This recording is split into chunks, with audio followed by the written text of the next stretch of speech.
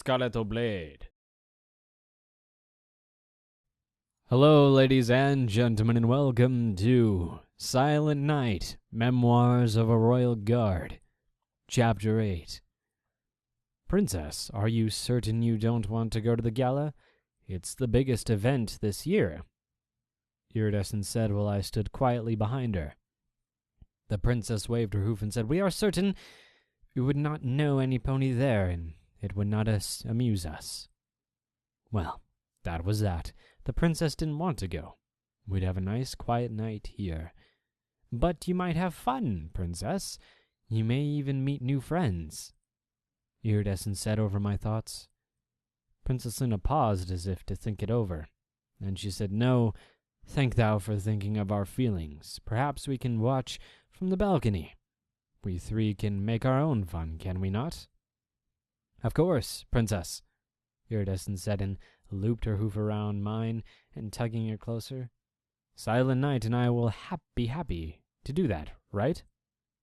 She gave me a look that read danger. I had only one response to that. "Yes, princess." "Huzzah!" she said, before levitating a box from one of the shelves. "Shall we play a board game?" "Yes, princess," we said in unison. Playing games on duty. That wasn't procedure, but we had a lot of extra security for the gala. 2 house guards and several palace guards. Iridescence could play, and I could keep an eye on things while I played. Princess Luna left her quarters and walked out to the big second-floor balcony that overlooked the main hall. We fell in behind her and followed. The whole area had been roped off and was quiet. Often, then the noise coming up from below. The princess set the game on one of the tables and took a seat. Iridescent sat as well as I went and looked over the balcony. Things were getting started. I then went and looked out the window where I saw a crowd of ponies coming together. "Come on, Silent Night, come sit down," Iridescent said to me. "There appears to be a mob gathering outside the gates. They are singing and dancing. They're also well choreographed. I think they'll be a threat," I said, and came back over. I sat down at the table. Princess Luna and Iridescence were levitating pieces into place. Sitting at the table while on duty felt weird. Iridescence levitated the helmet off of my head and set it aside. I blinked and looked at her, playing on duty and out of uniform. So, it was to be a mutiny.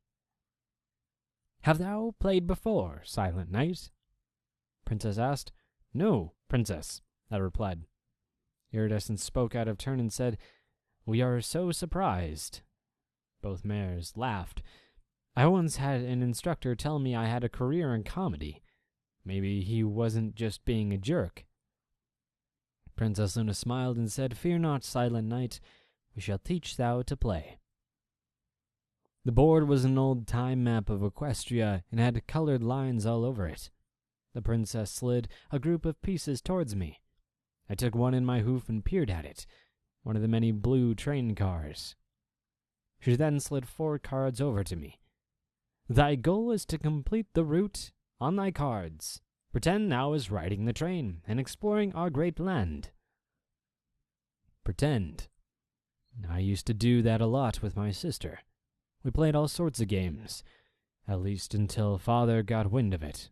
He said we spent too much time with our head in the clouds, which at the time my sister thought was humorous.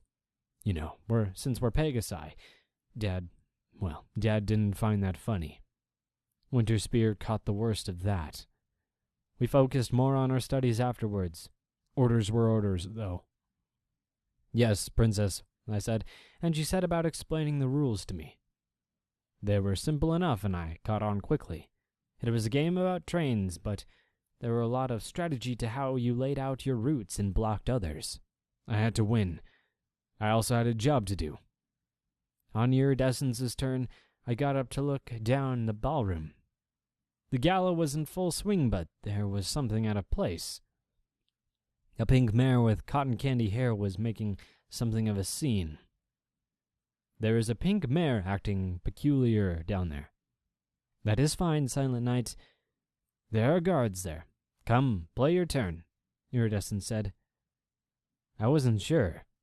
"She has a cannon," I added. "Should I take her out?" I asked. "No, Silent Night, it is thy turn," Princess Luna said. I put the crossbow down and came back over to the table. "Yes, Princess," I said on the way. Much to the dismay of the mares, I laid down 6 cards of the same color and placed my train cars. Were they expecting an easy victory over the new pony? Strategy is my middle name. We played a while. Iridescence and Princess Luna chatted like 2 familiar ponies might. It seemed a little like fraternizing, but I knew my partner. She was a professional. Between turns, I would keep my eye on the ballroom below. Toward the end of the evening, things seemed to get out of hoof. "Is it typical for every pony to be running in terror at the gala?" I asked. Iridescence got up and replied worriedly, "What?" Both she and Princess Luna came over to look at the bedlam below. Things had gone sideways for sure. The pink pony dove off the stage and sent cake flying. As it approached the crowd, a rather cowardly unicorn stallion used a mare as a shield. I think he was a prince. He bumped into a large center statue and caused it to topple over. A blue Pegasus mare managed to catch it, to my amazement. Unfortunately, she then immediately bumped into a support column, knocking it down. It was seriously starting to question the structural integrity of the place. It seemed that relying on the lowest bidder of royal construction was not paying off. Just a moment after the columns went down, a herd of animals burst into the ballroom with a yellow and pink mare was chasing them, screaming, "Love me!" At that point, all decorum broke down and the gala descended into a riot. I looked at Iridescence, and she looked back at me. I knew her long enough to read the expression. It was telling me no. Silent Night, this is not typical for the gala. "Should we move, Princess?" I asked. Iridescence considered that and then shook her head. "Not from the palace, but certainly from here. The situation could spill upstairs in a hurry, and we'd be overwhelmed. I don't much care for the idea of knocking down regular ponies who mean no harm, but are panicked." She was right, of course.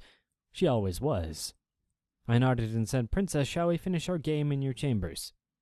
"Yes, we would not mind that at all. It is getting quite loud out there," she said, and with little effort levitated the board, all the pieces, and the cards with her alicorn magic. That always amazed me, but I didn't have time to enjoy it. Taking the lead, Iridescence said, "If you'll follow me, Princess," then started to head towards Princess Luna's chambers. I took up the rear, keeping an eye behind me. There were still sounds of chaos and commotion coming from the ballroom.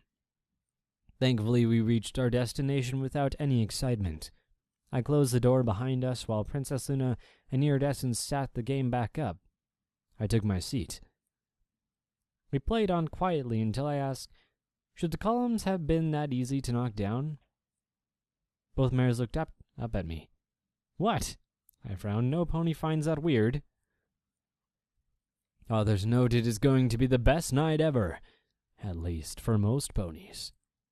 This is as close as I could get to Thanksgiving entry. Every pony have a great holiday. And I hope you all have had a wunderbar day.